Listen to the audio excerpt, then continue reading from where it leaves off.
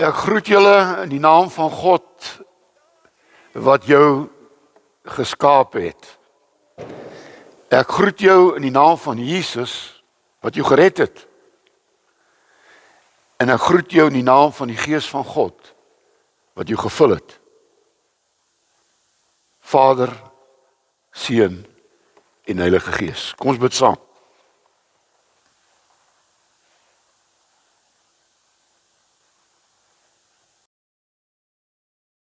Here, ons sit elkeen hier met ons eie lewe.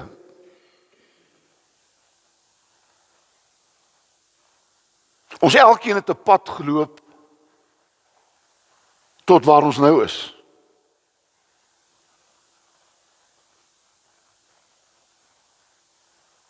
En Here, ons weet daar was goeie paaie,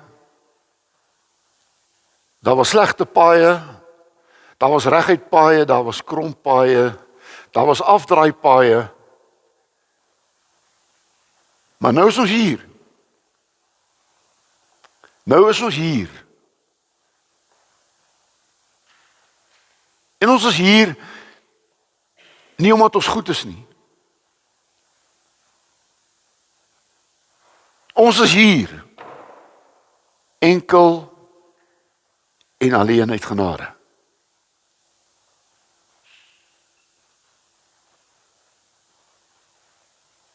Here, een ding wat ons weet is dat U ons goed gemaak het.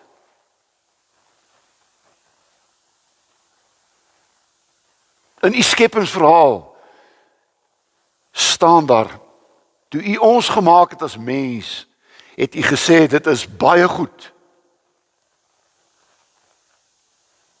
En daarom moet ons erken, Here, dat die sleg in ons lewe kom nie van U nie. Die verkeerde afdraai paaie kom nie van U nie. Dit is ons eie keuse.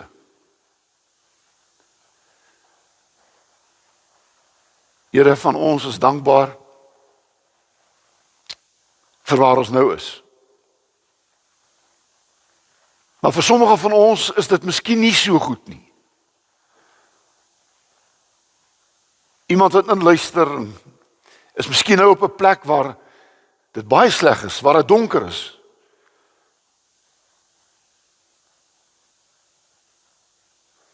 Maar dankie dat U ons nooit afskryf nie. Dankie dat U nooit U rug op ons draai nie. Dankie dat U ons altyd nog 'n kans gee.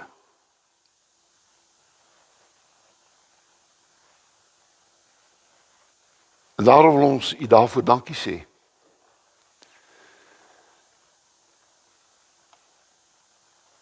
Dankie dat U vaderhart 'n hart is wat nie baat in die dood van 'n sondaar nie, maar daarin dat hy gered sal word. En dat ons hierdie boodskap vanoggend duidelik en helder sal hoor. En huis toe sal gaan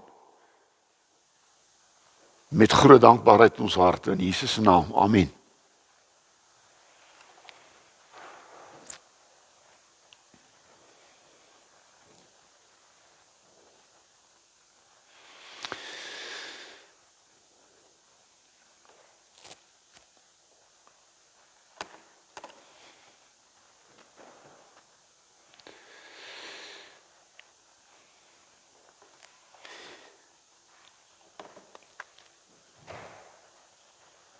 Die verhaal van redding.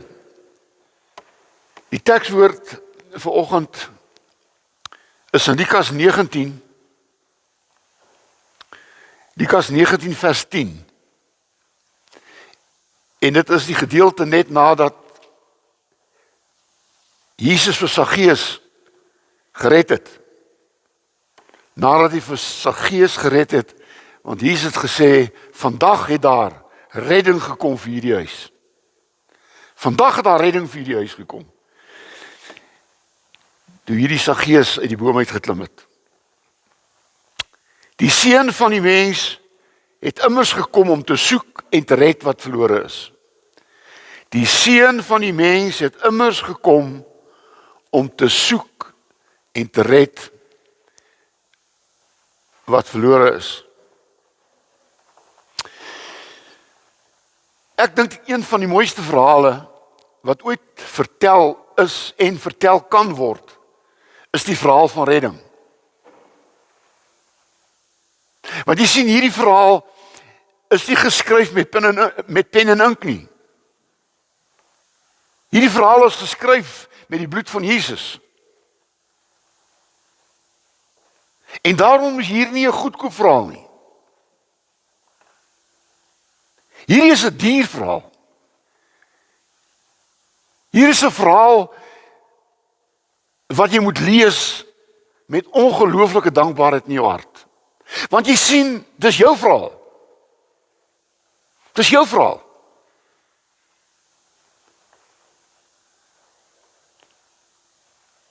Die Seun van die mens het gekom om te soek en te red wat verlore is. Dwars deur die Bybel, van Genesis af tot Openbaring, word hierdie verhaal vertel. Hierdie verhaal van redding. Daar's baie mense wat die Bybel met die verkeerde bril lees. Hulle lees die verhaal met die verkeerde bril, die bril van veroordeling, die bril van ek is nie goed genoeg nie, die bril van ek is eintlik nie dit werd nie.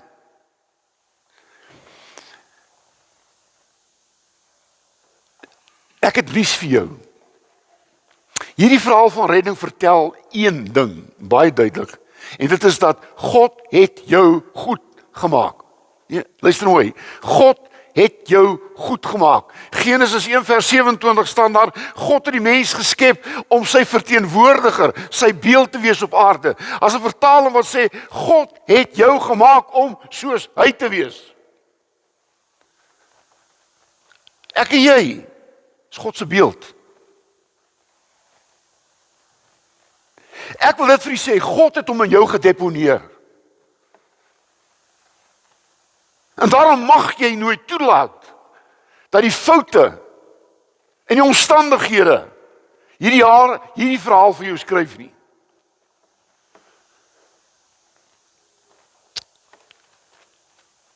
Genesis 1:31, toe God die mens geskaap het, toe sê naar, en God het gesê, dit is baie goed.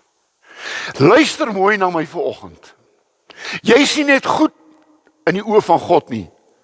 Jy is baie goed.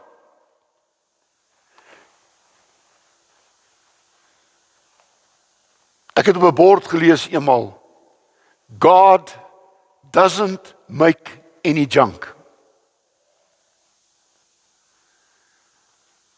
Ons maak van onsself junk. Die keuses wat ons maak. Maar God doesn't make any junk. In Psalm 8 vers 5 tot 7 staan daar, en God het ons skaars minder gemaak as die engele rondom sy troon. Jy sien, hierdie wêreld het toegelaat dat jy die wêreld se leuen begin glo oor jouself.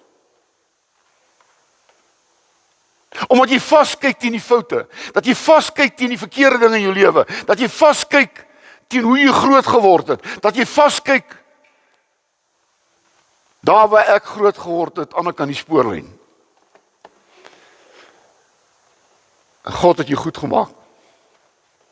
En dan staan God het gesê, gaan heers. Gaan heers. Jy sien, dit is die een ding wat God jou voorgemaak het. God het jou gemaak om te heers. Hy het jou nie gemaak om 'n slaaf te wees nie. Jy moet heers. En as jy toelaat dat daar enigiets in jou lewe is wat oor jou begin heers, dan moet jy weet, jy het toegelaat dat die wêreld van jou 'n slaaf maak. God het jou vrygemaak. God het jou vrygemaak. En hy het jou gemaak met 'n keuse. En hier kom die groot voorreg, maar die groot verantwoordelikheid van elke mens. God gee vir jou 'n keuse. Keuse is 'n voorreg, maar 'n verantwoordelikheid. Genesis 2 vers 16 ken jy die verhaal. God het vir die mens gesê, julle mag eet van al hierdie vrugte, van al hierdie bome. God sê, alles het ek gegee vir jou. Maar daar's een ding wat ek jou nie gegee het nie, wat ek nie wil hê jy moet vat nie. En dit is die boom van kennis van goed en kwaad. Want as jy dit gaan eet, gaan jy sekerlik sterwe. En dit beteken nie doodgaan nie. Dit beteken om geestelik dood te gaan. En ek wil vir u sê, daar's mense wat deur hulle keuses, wat hulle lewens gemaak het, hulle geestelik dood gemaak het. Hulle het self geestelik vermoor. Hulle is vol. Die wêreld is vol van mense wat hulle geestelik vermoor het. Hulle voel niks meer nie. Hulle voel nie skuldig nie. Hulle het goed gedoen sonder om maar verskoning te vra.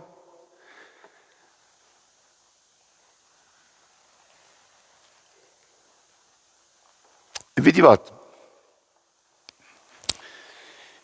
Die eerste 2 lidmate van God se kerk op aarde. Die eerste 2 lidmate van God se kerk op aarde is Adam en Eva. En hulle het gekies teen God. Eerste 2 lidmate. Want daar staan baie duidelik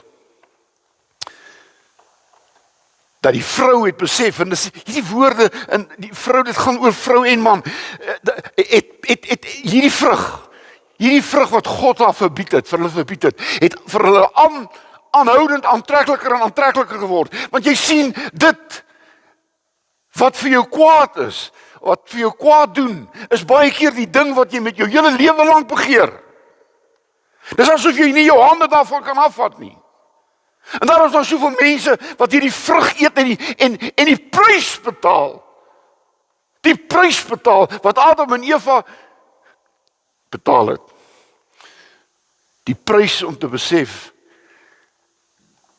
dat hulle nou nie meer dit is wat God gesê het hulle was nie. Dat hulle goed is nie. Want hulle het nou die verskil tussen goed en kwaad begin ken. Hulle het net goed geken. Maar toe hierdie boom kies, die boom van goed en kwaad, toe ken hulle kwaad. Vir die eerste keer in hulle lewens ontdek hulle daar's kwaad. En hierdie kwaad het duisende en miljoene mense se lewens gekos. Hoorie, het ek nou vir julle gesê, dis nie die atoombom en dis nie oorlog wat die meeste mense laat sterf het nie, dis sonde. Sonde maak mense dood. Sonde maak mense dood. En jy sien toe Adam en Eva gesondig het, toe het hulle weggekruip vir God. Want wat maak sonde? Wat maak sonde? Sonde maak jou bang vir God. Jy begin om te vermy. Hy wat jou so lief het, hy word vir jou die een wat jy wil van weghardloop. Mense hardloop weg van God af na die wêreld toe. En die wêreld ontvang hulle met oop arms om wat met hulle te doen? Om hulle stukkend te breek. Jy sien, God gee ons 'n keuse en hy gee ons 'n keuse en hy gaan ons verantwoording hou vir ons dade. Want toe Adam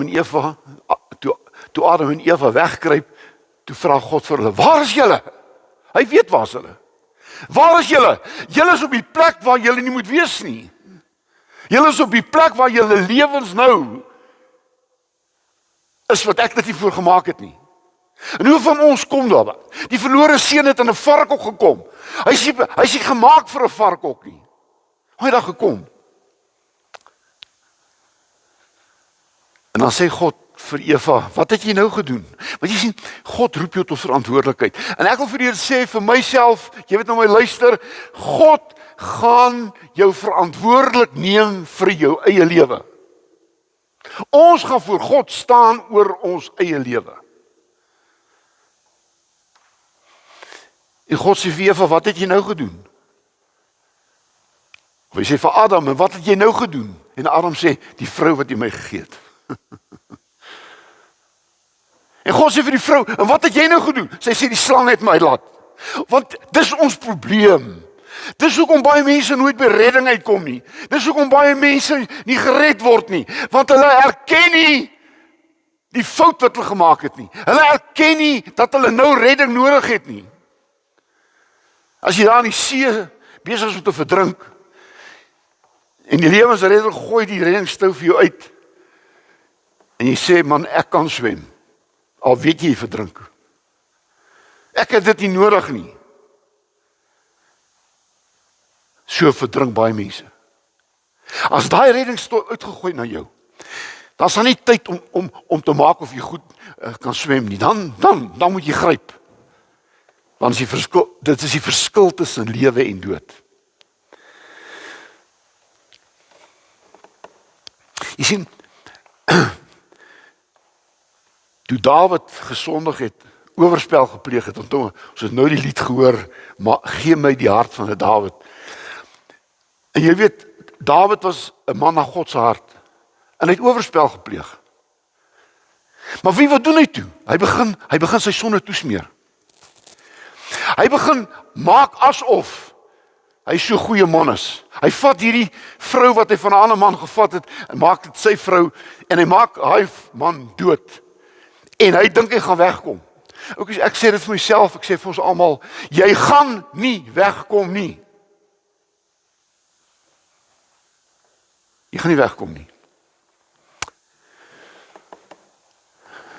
Want jy sien, God stuur vir Dawid 'n profeet, 'n dominee. En hy vertel hom die verhaal van die ryk man wat soveel skape gehad het, en toe kry hy ons vriende, en toe wil hy 'n partytjie hou, maar hy vat nie sy skaap nie. Sy buurman, sy arm buurman, het 1 skaapie gehad, en hy het daai skaapie gaan haal, en het hom geslag. En Dawid sê, daai man moet sekerlik doodgemaak word. En dan sê Nathan hierdie woorde wat deur ons siele sny.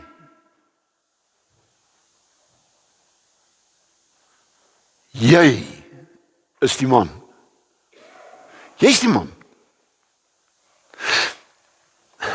Want jy sien, die Here wil hê, ek moet soos Dawid in Psalm 51 sê, ek het gesondig teen God. Ek is nie meer werd om God se seun te word nie, die verlore seun. Jy sien, mense op die plek kom waar jy weet, dis ek. Ek het gedoen wat gebeur het. Nie die wêreld nie, ek. Ek het gekies. Ek is die produk van my keuses. In Johannes 1:9 sê, as ons sondes bely, hy is getrou en regverdig. Hy vergewe ons sondes en reinig ons van alle ongeregtigheid. As ons sonde bely. Jy sien, 'n mens doen 3 dinge met sonde. 3 dinge. Nommer 1, jy moet berou hê daaroor. Die wêreld spot met sonde. Maak grappe oor sonde. Dis 'n speelietjie. En ek sê altyd, as jy met sonde speelietjies speel jy op jou voorstoep van afwop. Dis waar jy speel. Jy moet berou hê. En dan moet jy dit bely, erken. Dis ek. Ek het dit gedoen. En dan moet jy breek met sonde. Die vrou wat oorspel gepleeg het hulle met klippe doodgooi. En dan sê Jesus vir haar, ek het jou nie veroordeel ook nie. Gaan heen en doen nie meer verder hierdie sonde nie. Die mense dink, ag ja, ek het nou 'n foutjie gemaak en foutjie is reggemaak. So right. Breek. Jy moet breek met dit wat verkeerd is. Want jy sien, sonde bring 'n muur tussen jou en God. En dis wat Jesus kom doen het. Jesus het hierdie muur in 'n brug verander. Hierdie muur tussen ons en God het 'n brug geword na Jesus toe. Jy sien, maar ongelukkig het sonde konsekwensies. Ons noem baie keer dit is God wat my straf. Nee. Sonde het konsekwensies, want God sê vir die vrou, van nou af sal jy met smartkinders in die wêreld bring.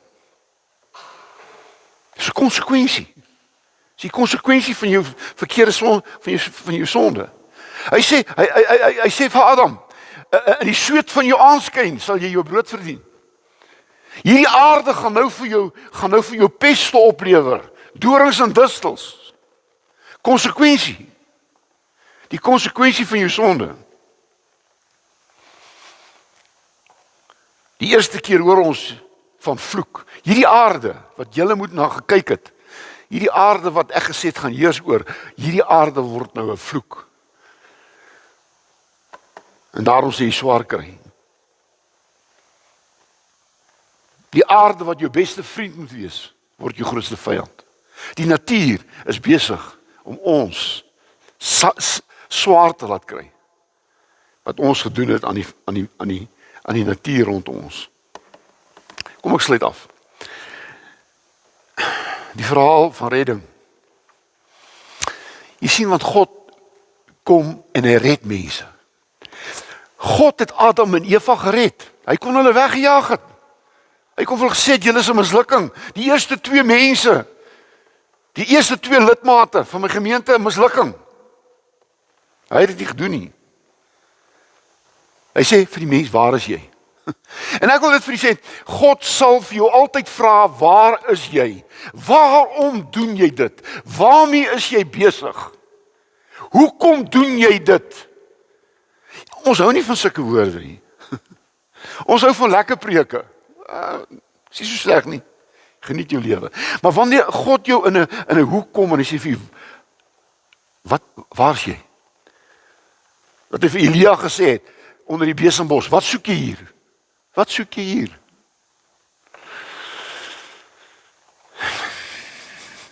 En dan sê Adam, ons is bang vir u geword, ons is weggekruip. En dan sê die Here, hoor nou hierdie mooi ding. Hy sê, ek gaan nou vyandskap, en hy sê dit vir die slang, ek gaan nou vyandskap tussen jou en die mens bring. En hy sal kom wat jy die kop sal vermorsel, wat jou kop gaan vermorsel. En Jesus praat, God praat van Jesus, want Jesus het gekom om die kop van die slang te vermorsel. Want met sy dood en sy opstanding het dit presies gebeur. Hy het die dood oorwin. Hier staan dit. Dood, waar is jou oorwinning? Dood, waar is jou angel? Die angel van die dood is sonde, en die sonde kry sy krag uit die wet van God, maar ons dank God dat hy aan ons die oorwinning gee deur ons Here Jesus Christus. Jesus kom en hy maak die kop van die slang dood. Hy oorwin die dood en hy oorwin die dood vir ons. Want ons het eintlik die doodstraf moes kry. Maar God gee vir ons 'n kans. Hy sê, ek gaan iemand bring wat die dood gaan doodmaak. Ek gaan die dood doodmaak sodat jy vir altyd kan lewe. En dan staan daar, die mense het sulke vye blaartjies gemaak. En weet wat doen God? God trek vir die mens klere aan. En daarom is dit die eerste offer, want daai dier moes geslag word vir daai vel. En hy trek die mens aan omdat hulle kaal is. Hulle het nie geweet om klere te maak nie. Oukies, weet jy wat? Ons kan onsself nie red nie. Jy kan jouself nie red nie. So min as wat jy jou hare kan optrek. En daarom het God het geweet. Hy maak vir jou klere. En Jesaja 61 vers 10 sê, dit so mooi, ek is baie bly in die Here, my siel juig in my God, want hy het my beklee met die klere van heil, my in die mantel van geregtigheid gewikkel, soos 'n bruidegom wat priesterlik die hoofversiersel ombind, en soos 'n bruid wat haar versier met haar juwele. Daarom sê Romeine 13 vers 14, beklee julle met die Here Jesus. Jy sien ons naaktheid, wat sonde gebring het. Sonde het ons gestroop. Wie wat doen sonde? Hy stroop jou. Hy maak jou kaal. Hoeveel van die grootste leiers in die wêreld, wat van die grootste mense wat in die geskiedenisboeke staan, is deur sonde gestroop. Kaal voor die wêreld staan. En Jesus kom en hy maak hierdie naaktheid toe. Die kleed wat gewas is in die bloed van die lam. Jesus ter wille van ons gesterf, sodat ons kan lewe. Jy sien, Matteus 1 vers 21 sê, noem hom Jesus, Want dit beteken die een wat mense van hulle sonde sal verlos. Die seun van die mense gekom te soek en te red wat verlore is. Jy sien, die skaap soek nie die herder nie. Die herder soek die skaap. En Jesus het gekom en hy het tollenaars gaan soek. Hy het siekes gesoek. Hy het veroordeeldes gaan soek. En hy red uit genade as jy gered. Nie uit jouself nie. Is 'n geskenk van God. Maar jy sien, redding is nie net vergifnis van sondes nie, maar dit is om vrede met God te hê. Oukies, dit is verskriklik om vir sonde te vlug. Dit is verskriklik om vir sonde te vlug. Uiteindelik vang dit jou. En jy het nie vrede nie. Maar redding beteken vergifnis van sonde, vrede met God. Geef jou 'n nuwe identiteit. As iemand 'n Christus is hy 'n nuwe mens. Die ou ding is verby, alles het nuut geword. En Jesus aan die kruis dit betaal. Tetelestai. Dis volbring. Is al interessant dat die eerste 2 lidmate van die kerk in die Ou Testament, Adam en Eva, het gesondig. En God het hulle uit genade gered. Die eerste sondaar in die Nuwe Testament, die eerste sondaar van die nuwe kerk, was 'n sondaar wat langs Jesus gehang het. En hy sê vir Jesus, dink aan my as jy in die paradys kom. En Jesus sê vir hom, vandag sal jy saam in die paradys wees.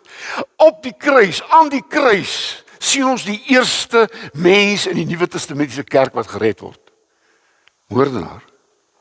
Jy sien, God wag nie tot jy goed word. Wanneer jy jou lewe self verander het nie. Hy red jy wanneer jy jouself nie kan red nie.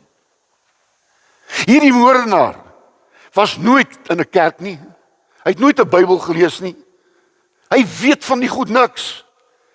Maar hy het saam met Jesus in die paradys gekom. Hoe het hy daar gekom? Omdat Jesus hom gered het. Omdat Jesus hom gered het. En oukies, ek wil my verhaal afsluit met Openbaring. Daar staan Openbaring 7 vers 9 tot 14. Wie staan voor Jesus daar by die regterstoel? Wie staan daar? Kerkmense. Nou ek wil dit mooi duidelik vir julle sê. Daar gaan geen enkele goeie mense in die hemel wees nie. Nie een nie. Ek het vir jou nuus. Daar gaan nie een enkele dominee, priester, paus gaan in die hemel wees nie.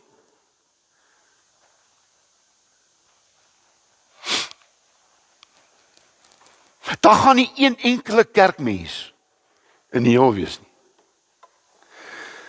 Daar gaan die hemel net geredde mense wees. Net geredde mense. Openbaring 7, 19, 14. Hulle wat daar staan, het daar gestaan met wit klere. Klere gewas, wit gemaak deur die bloed van die lam. Dis die enigste wat voor Jesus gaan staan wat gered is. Met die bloed van die lam is hulle gewas. Hoor jy wat ek sê? Die verhaal van redding. Is nie die verhaal van goeie mense nie. Is nie die verhaal van vooraanstaande mense nie. Is nie die verhaal van dominees en. Dis die verhaal van sondaars wat gered is. Amen. Ek loof en ek prys U dat U my naam in die boek van die lewe geskryf het. Nie omdat ek goed is nie, of goed was nie, maar omdat ek gered is. Amen. Die Here seën jou omdat hy jou geroep het. Die Here seën jou omdat hy jou gered het. Die Here seën jou omdat hy jou gevul het. En hy seën jou om ewig by hom te wees.